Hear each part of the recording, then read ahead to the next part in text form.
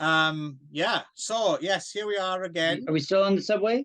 What's happening? No, Where we're are we? walking around now in what turns Oh, out we're to walking. be very horrible place to live, Staten Island. Apparently, it's not nice Okay. at all. Are you just to clarify? Are you walking around in your robe? Yes, yes, I think maybe it might be a horrible place to live if you don't have clothes on. yeah. But I don't have a horse sense. I So, see.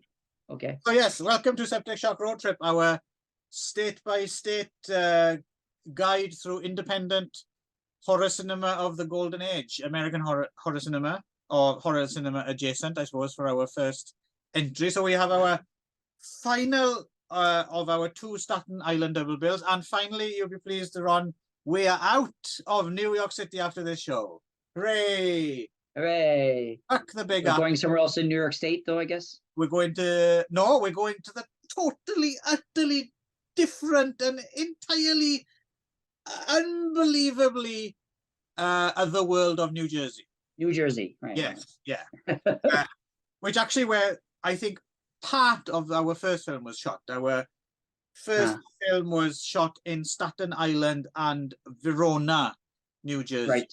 A little bit of a cheat. But luckily you don't mind that kind of thing. You don't like to nitpick about it or anything. So well, forced entry. Right. Or the last victim, or Mr. Death, or the Night Killer, or Last Rape, as it's called in Japan, or Rape in the Suburbs. Apparently, it was retitled at some point. So you watched one and one only version of this, right? Is that right? Well, yes and no. I watched one version of it. There are 3 versions of this movie, right? At least, yeah. At least 3. So I watched one. You gave me all 3 copies. How generous I was. And so I watched the one, and then the other ones I kind of like skimmed through, kind of to see how it had been re-edited, and so I saw kind of like the generally. I kind of got okay, so that was put here, and they got they changed the order, and they did that a little bit different. They added the voiceover or whatever. So I saw a little bit different. So I basically get the idea how it was. You got the measure of it. Yeah. So basically, if you're going to pick up the Blu-ray of this nowadays, there's basically 2 versions of it. There's a 72-minute version called Forced Entry, and then there's a 75-minute version called The Last Victim. And even though the 72-minute version is shorter, it's the slightly rougher version of The Last Victim. Is slightly, I mean, none of it's that graphic or disturbing, right. but it is a slightly different version from. So I'm going from like the perspective that the 75-minute Last Victim cut might be like the original version, I suppose. Right. Yeah. Well, I found this one had a lot of like kind of alternating back and forth between. You could tell it was like some lower quality film got kind of like edited in, and so suddenly it would be like really, really kind of blurry and low quality, and then it would go back to being a little bit clearer and stuff again. Right. Yeah, exactly. So we'll go. I'll explain what the differences are, but going by the original cut of the film. So we watched Forced Entry, the old hardcore film with Harry Reams as a Nam vet rapist, which of course is a huge favorite of Ron's. And sometimes this film, and in fact on the IMDb, for example, which has a slightly inaccurate plot synopsis, kind of refers to Forced Entry as a remake of Forced Entry, right? I guess there's the gas station element and there's the rapey element. But I don't think this started life as a Forced Entry remake. But it's basically a totally different movie, right? So I mean, yeah, and he's not a Nam for a start, right? Yeah, and yeah, I mean, and it wasn't even prostitutes. It was like him doing specifically like women he sees, but not that one was just. It wasn't prostitutes in Forced Entry either. Oh, okay. Yeah, it wasn't. No. Okay. Yeah. So I remember. I mean, one might have been, but it wasn't exclusively prostitutes. He was Okay.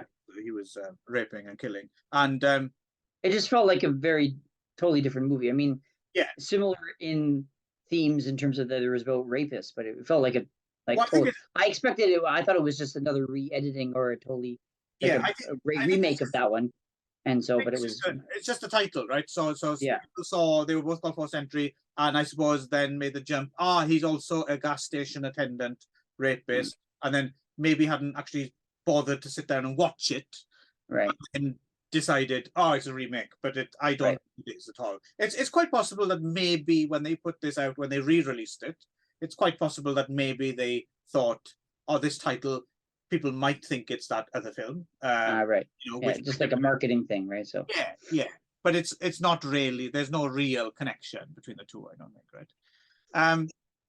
So this is directed and produced by a guy, well, he's known as Jim Sotos, but his real name is Dimitrios. I know I wouldn't be able to. Dimitri Sotriakis. Thank you. That's his real name.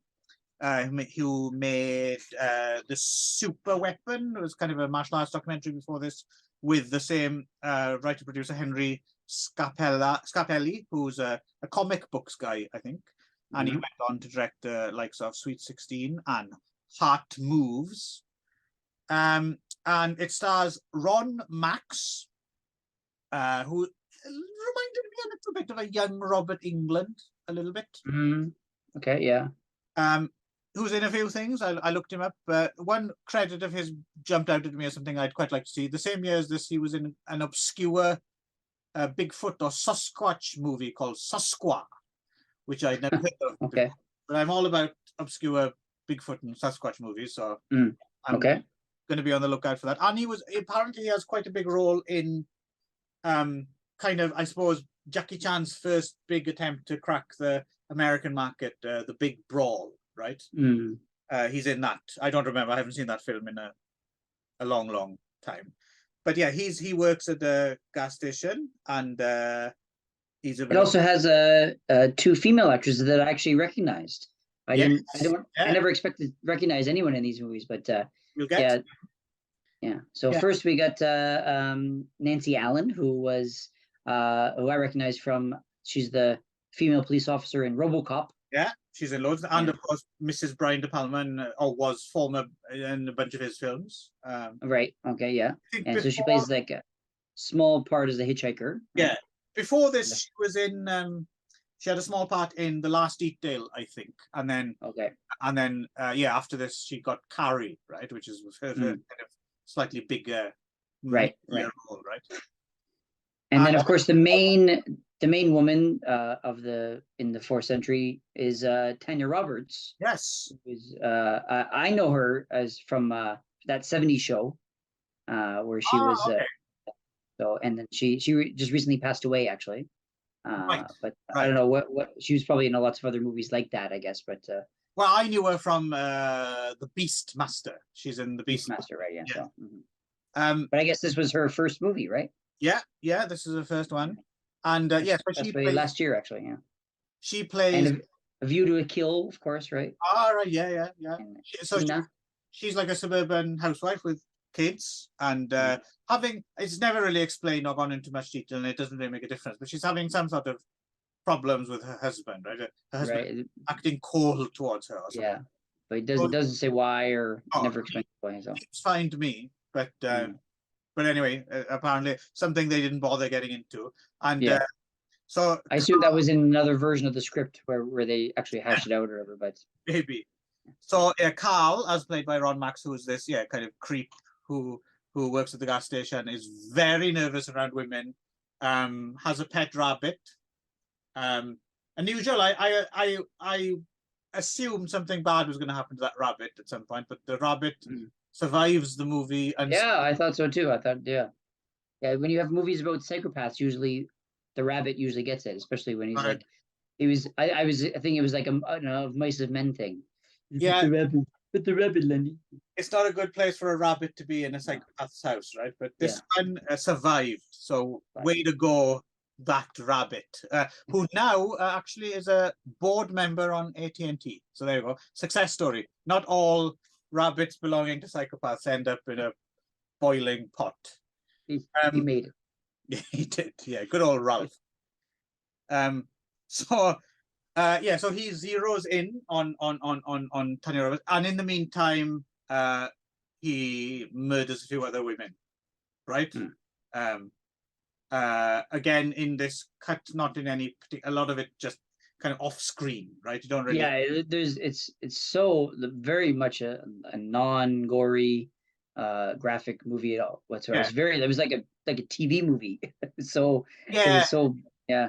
it's They've been a little sleazy for a TV movie, but yeah, it's not that far removed. You're quite right. It's yeah, just I mean, a TV movie with a like just a one coat of sleaze over it quickly, and then yeah, I don't know. I could see it being on like a prime time, like a late night TV movie kind of thing, right? So like yeah, like when he attacks Tanya Roberts as the hitchhiker, he kind of just attacks her, and then it kind of just freeze frames of him going, ah, and then later you see a body in a field, basically, and that he's yeah, supposed to, yeah. yeah. So that's kind of basically where it goes, right? So It's fair. even like the big finale, I mean, there's no, you don't see any of the raping, you don't see any there's no nudity, no graphic, there's Oh, like the only really blood you see is when the stabbing at the very end, right? So it's yeah, it's fairly coy actually in this version. Yeah, so yeah, and eventually he does manage to, yeah, he takes Tanya Roberts prisoner in his own home, and as you said, it's intimated that he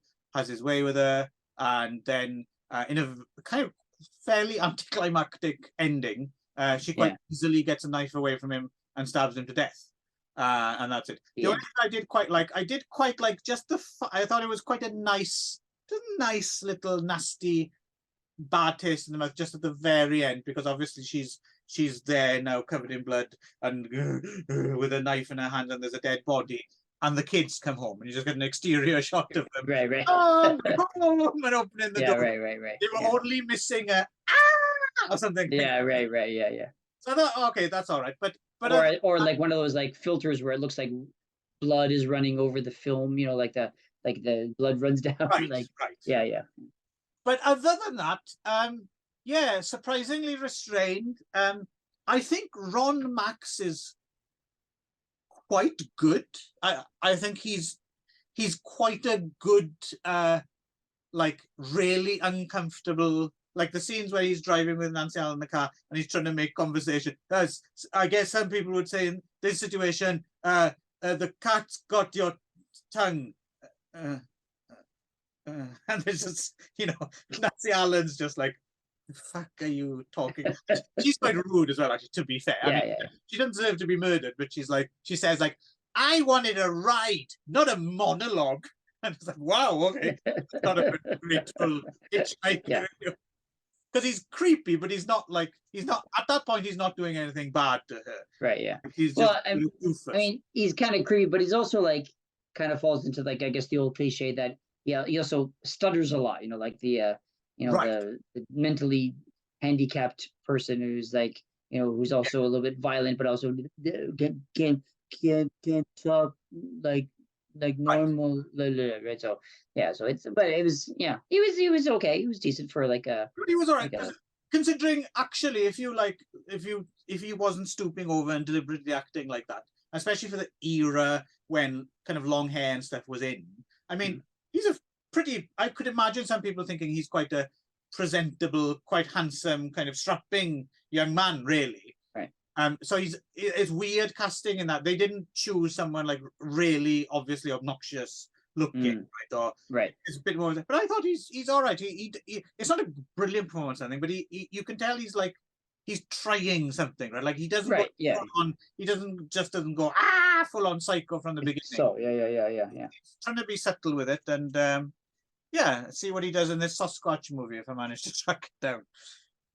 So then there's this other version, forced entry. I'm not sure at what point, because there's a third version as well. I'm gonna talk about very briefly. But so in the interim, this other version came out, the shorter yet more graphic version. And what is kind of kind of interesting, more than the movie itself, actually, to be fair. Watching the two versions, it's interesting how it's more or less the same footage, but just jumbled around in a different way. Just re-edited it, as I said. Yeah, it's just sort of like, it's exactly the same thing, except they just moved the order and changed, so kind of changed the nuance of the story a little bit, but it's basically the same thing. But they added, there's a few minutes of extra footage, and it's shorter, so they must have lost 6 minutes, 5-6 minutes somewhere, but I couldn't tell you where exactly. Where it was, as I was jumping through it, I was like, this looks exactly the same, except in a different order. So I couldn't tell. There didn't look like there were any new scenes. So you might have just shaved some scenes or something. But the one thing they did add, so at the very beginning, the opening credits, they have this thing. They have like crime scene photos, and there's this on-screen scroll about the increase in violence against women is occurring or something like that. And then you get, which makes this version a bit more fun to watch and certainly more sleazy, is this super misogynistic voiceover guy, right? Who's supposed to be our character, who doesn't sound like him at all, right? It sounds like a totally different person. But yeah, he says some fairly outrageous thing. That's a kind of surreal. Like, yeah, he's talking about bitches and all this dollar whores and stuff like this. And then he says some kind of weird thing. He says something like, I should carve a gorilla's face on one of their asses or something like that. What are you talking about?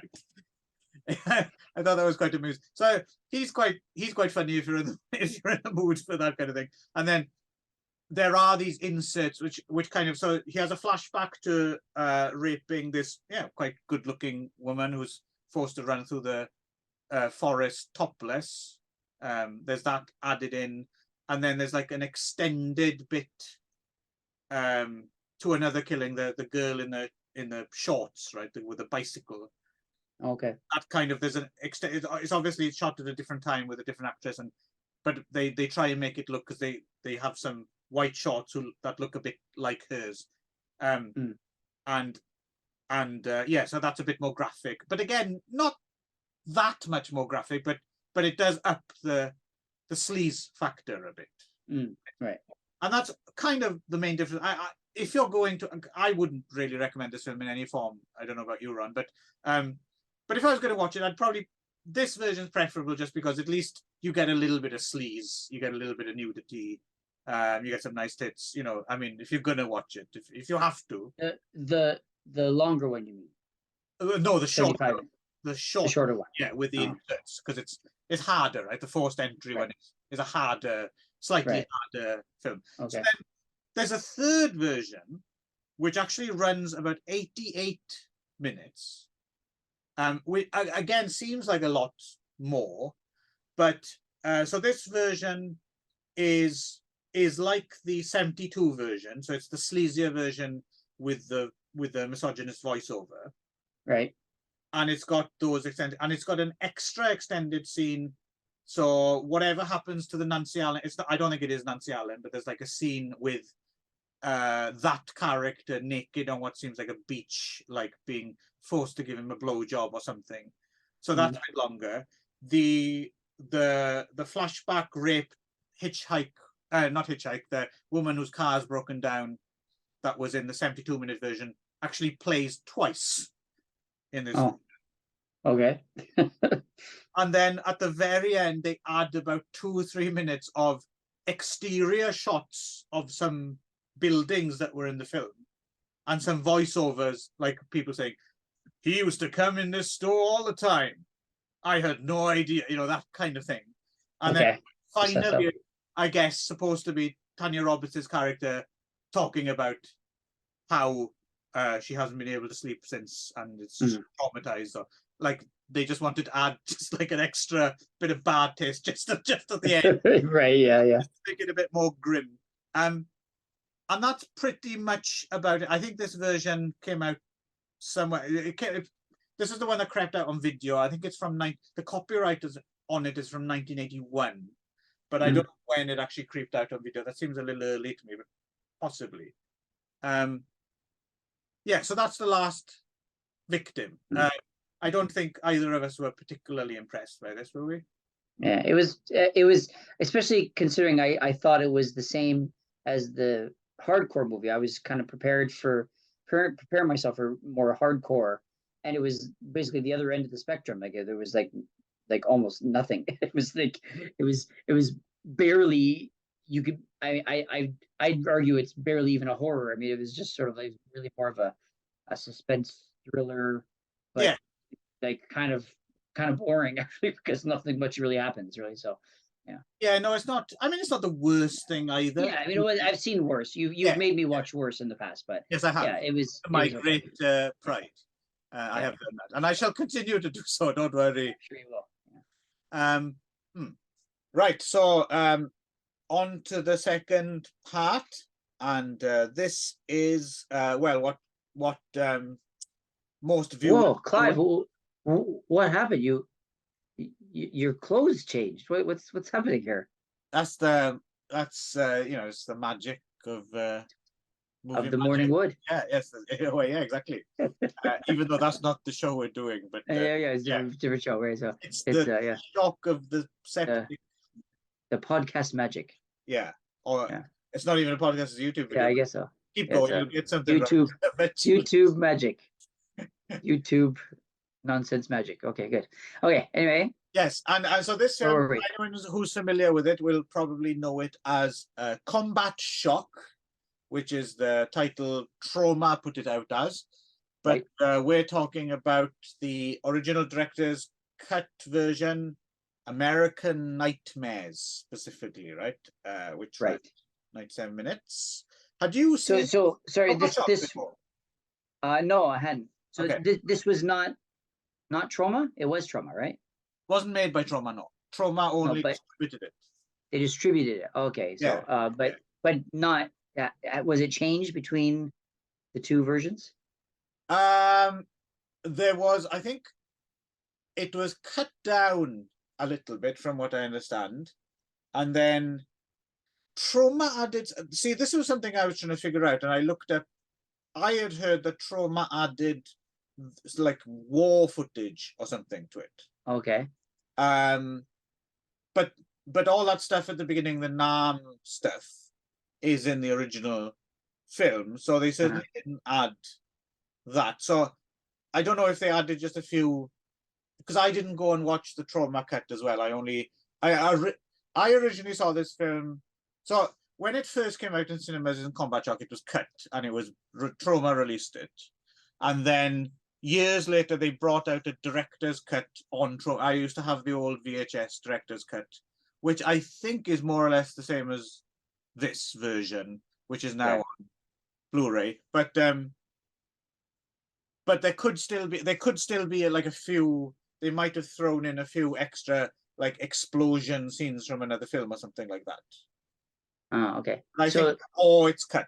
But I don't think they added anything other than war scenes, if anything. Okay. And is this is this considered a Trauma movie?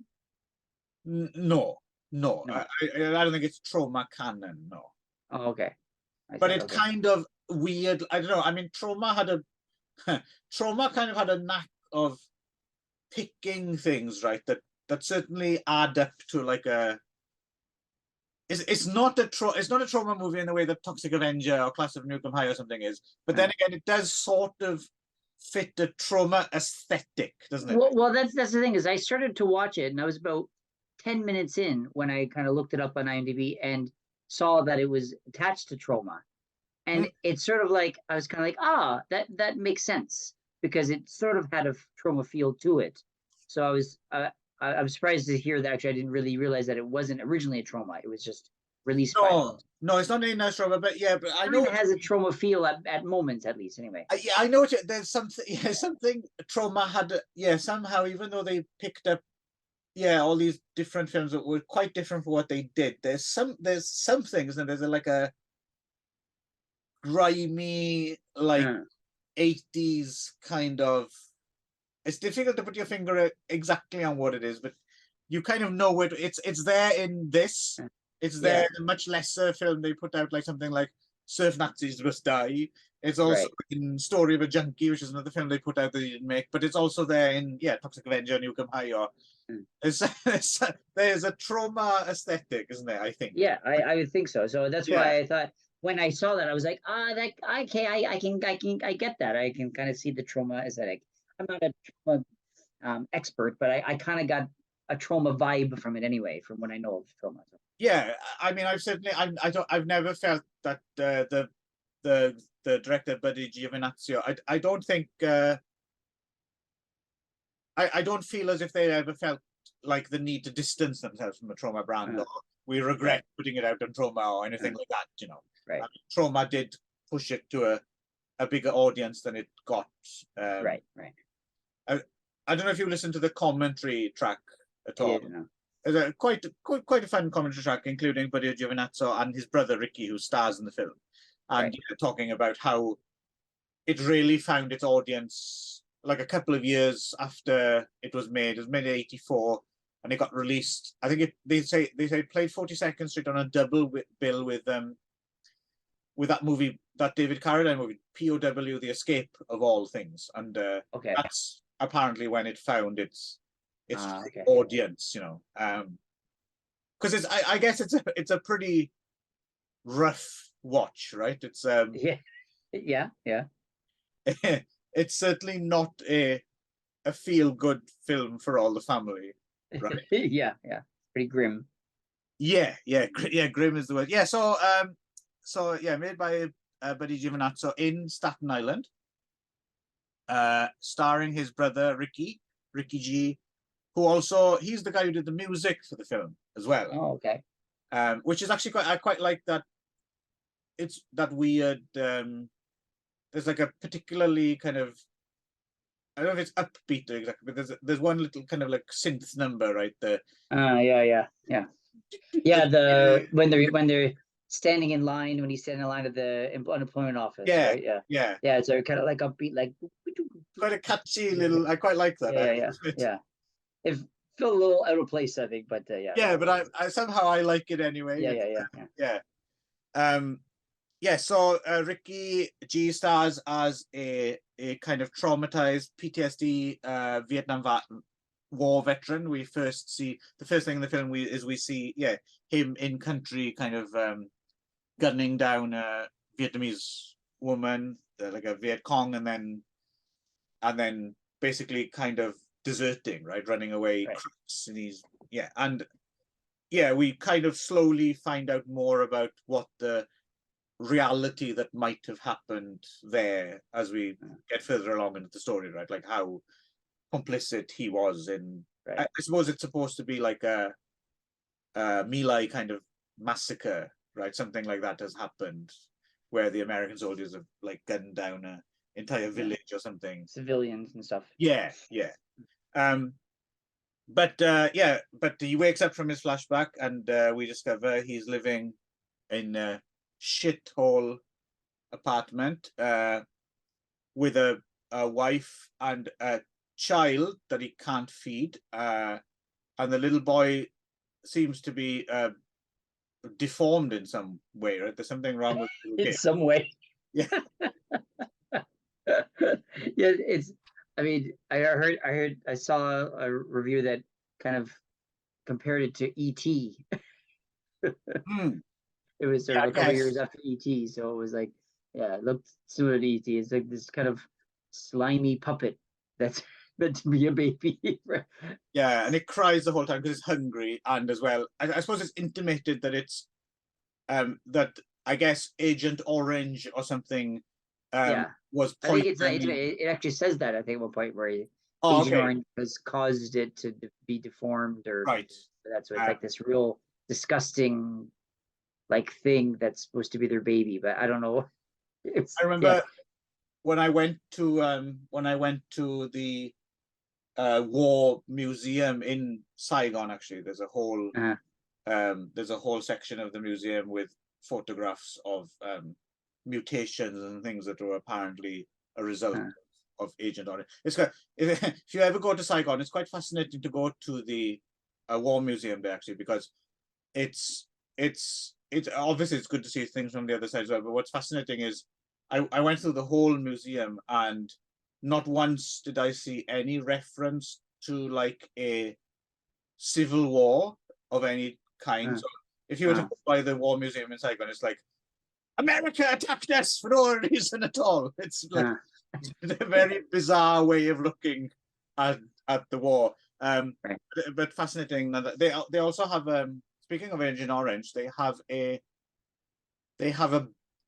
band that plays in the foyer some days, entirely made up of what they claim, at least, is to be people who've had mutations as a result of Agent Orange poisoning.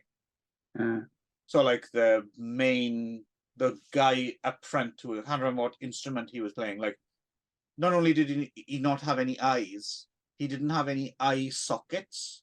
It was just skin. Just skin, right? Yeah. And then the first thing you saw was a nose and a mouth, but above that there was nothing up until his hairline. And everyone in the band has some sort of mutation, which apparently to do with some kind of genetic poisoning. Are they any good though? Yeah, they're not bad actually, to be fair. Oh yeah. Oh really? Yeah. Okay. Yeah, I'll give them a pass. Okay. Fucking ugly though. But anyway, so yes, so he's the child is starving, the wife is starving, shithole apartment, and basically he takes to the streets to maybe kind of try and find some work, but Staten Island doesn't really try no, that well, he goes to the job center at least, right? And he goes to the job center, yeah, which is kind of a dead end, and basically ends up doing nothing. But he spends most of the movie just kind of wandering the streets. His wife says he wanders the streets like a zombie, which is pretty close. And he kind of trying to process this PTSD of his as well, and he has this like he has this junkie friend who actually quite amusingly on the commentary track they say, if I was going to remake this film again, that's the fattest junkie I've ever seen. Like I would someone a bit thinner. Not that he's big, but he looks pretty well fed, right? He doesn't. Right. Yeah. And he ends up being given this hot shot by these horrible, these kind of local gangsters who, Ricky G owes them a lot of money as well, and they beat him. And there's a kind of particularly horrendous scene where the junkie, even though he's managed to score some drugs, he like doesn't have any works, right? So he just pops a vein open like with an old coat hanger that he finds. And he just pours it right in. Yeah, which apparently is based on something they'd seen someone actually do. Like they'd seen some junkie so desperate that they were opening up their veins with a fucking rusty old coat hanger. It's awesome. It's the reason I think it's really grim as well, though, is even though it's piled on, it all feels kind of authentic as well, doesn't it? It did feel sort of based in some sort of reality, or at least something that they knew or heard of or seen. Because of course New York and Staten Island and in of '84 was a very different place from the New York of today, right? Right. Yeah. Wasn't quite as bad as the '70s maybe, but it was still very much in recovery with some very dodgy areas you would never think to go into, right? Right. Yes, and so there's a whole thing about there is a bit of a narrative to how his relationship with these money lending gangsters, but basically it's non-stop depressing kind of vignette after non-stopping depressing vignette until he goes home, shoots his wife, child, puts the child in the oven, and then shoots himself in the head. Da, da, da, da, da, da. So how did you get on with Combat Shock, Ron? I thought this was a incredibly surprisingly profound movie.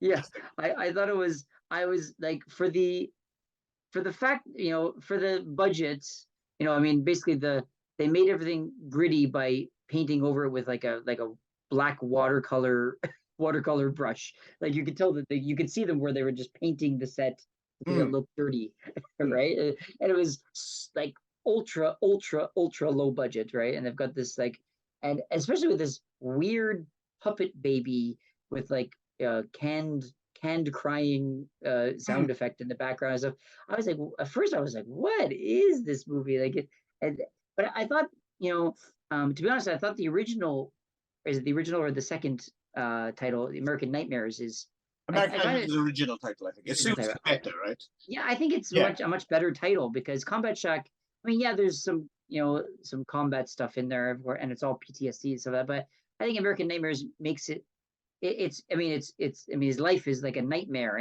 and so the fact, at first I was kind of like, what is this like super low budget, like gross puppet baby thing? And then I was kind of like, oh, I mean, I kind of get it as more of a symbol rather than like a right a literal thing. It's like the baby in a race ahead, right? It's yeah. Once you take everything as a little bit more symbolic, I was like, okay, well, oh, it's kind of interesting, and yeah, and then the voiceovers, I was like, oh, here we go, voiceovers. But like the stuff that he talks about, and the kind of the character arc he goes through, and the things that he the difficulties he faces and stuff like that, I found it like quite moving, actually. This movie, like, really shockingly based on what I was expecting going in.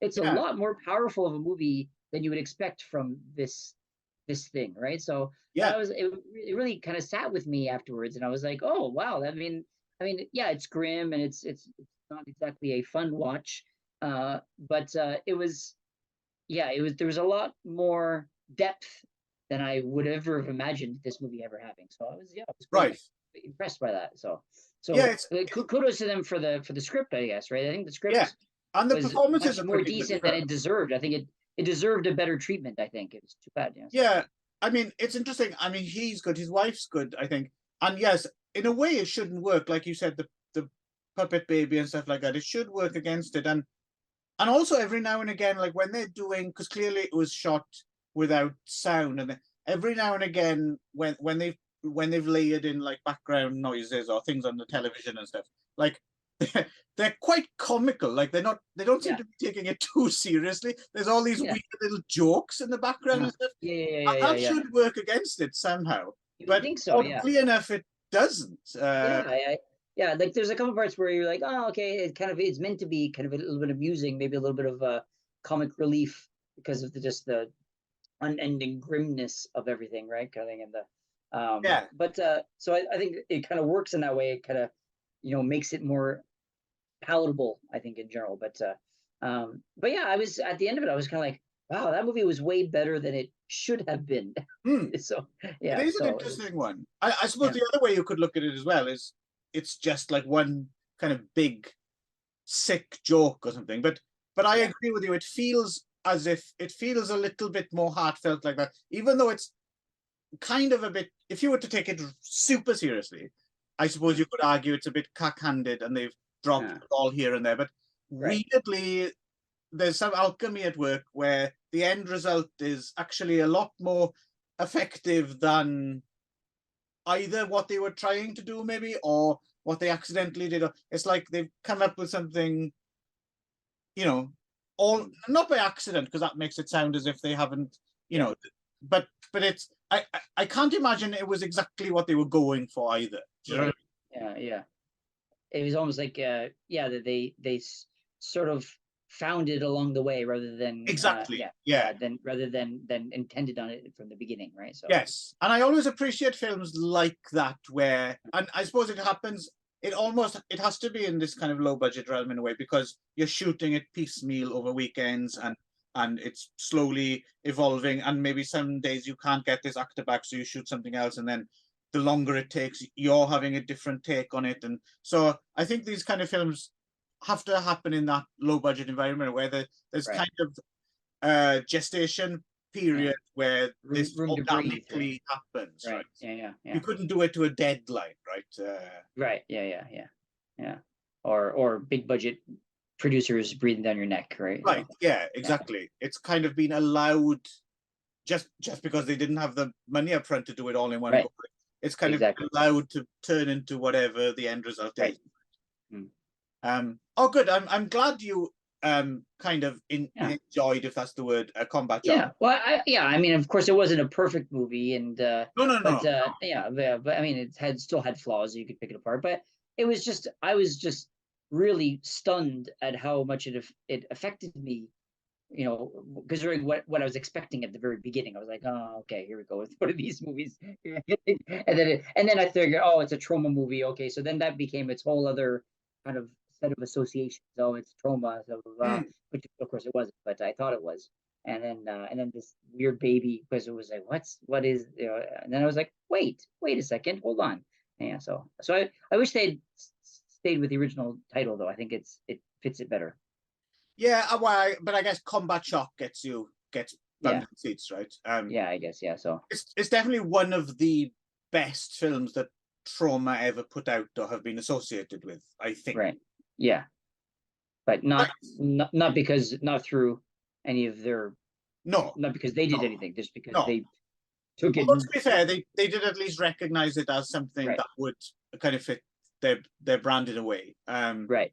Yeah. So yeah, there we go. We're out of New York City finally. Yes. Away. We put it behind us. Okay. On to New Jersey. Yes, totally different. And now we're going to play the song Frankie Teardrop by Suicide, which I've always thought must have inspired this film to a certain extent. Oh, okay. And I was looking it up to see if anyone had, and apparently it's complete coincidence. Buddy Giovinazzo's didn't deliberately base this on that song. But listen in now for Suicide, Frankie Teardrop, and see if it doesn't ring a bell. Ring, ring, ring. Frankie Teardrop, 20-year-old Frankie. He's married, he's got a kid, and he's working in a factory. He's working from 7 to 5.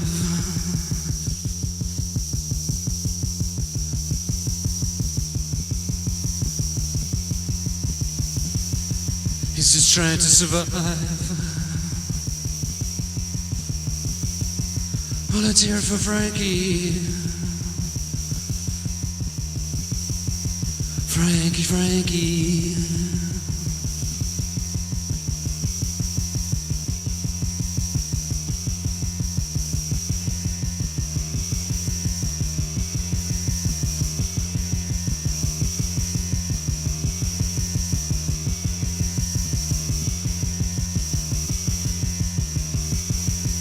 But Frankie can't make it,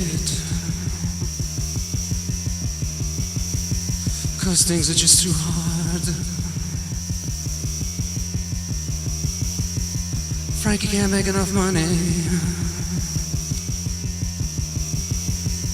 Frankie can't buy enough food. And Frankie's getting evicted. Well, let's hear it for Frankie.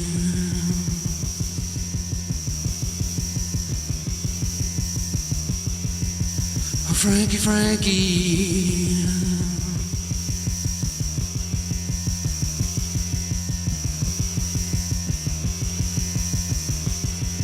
Oh, Frankie.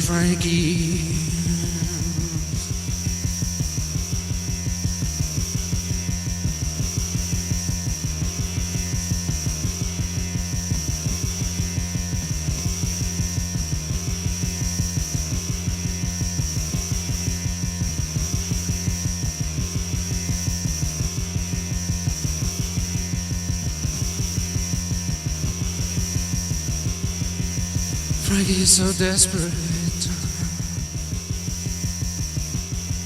He's gonna kill his wife and kid.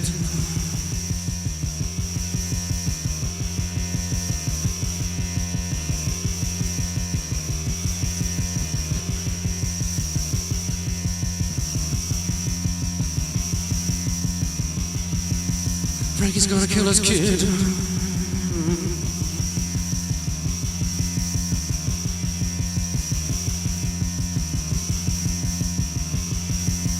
Frankie picked up a gun.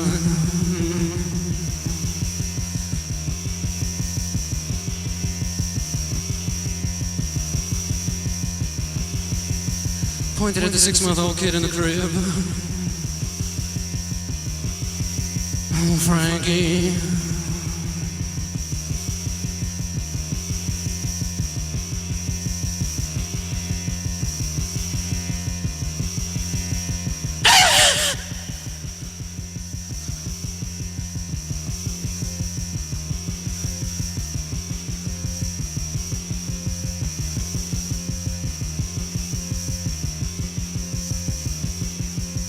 Frankie looked at his wife.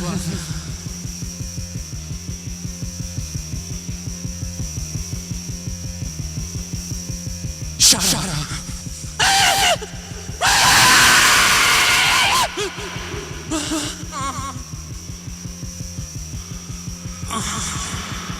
Oh, what have I done?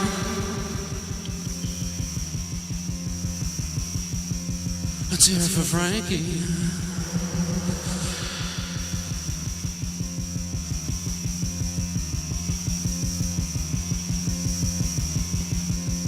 Frankie, teardrop.